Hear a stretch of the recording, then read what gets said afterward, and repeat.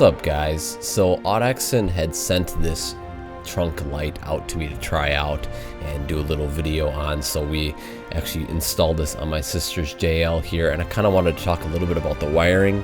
So the ideal way would be to run the wiring through the hardtop plastic track that's on the rear window there. I didn't want to open that up just because it's so cold right now and the plastic would be probably too brittle and probably break. So the ideal way would be to run it through there. You'd have a little less zip ties and everything like that. But the light seems to be pretty decent. I have a little clip of the light at night here in a little bit. But so if you're looking for something that's more plug and play and you don't have to splice anything, this thing is nice that it just does plug directly into the outlet in the back of the Jeep, which is kind of cool.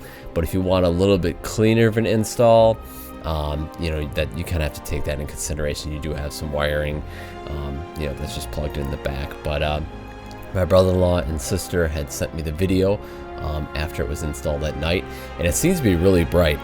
When I did it during the daytime, I didn't think it was going to be that good, but during the night it seems to do a lot better job. And it is nice they add that amber blinking light, so if you are like the side of the road or something and want to notify people that you're there and you don't feel like getting hit, it is nice to have that blinking amber light, which I thought was kind of a cool touch anyway.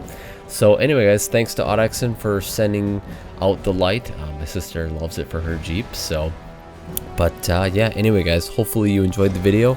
If you did, please hit the thumbs up button. Definitely consider subscribing. That helps me out a bunch, guys, and we'll see you guys in the next video.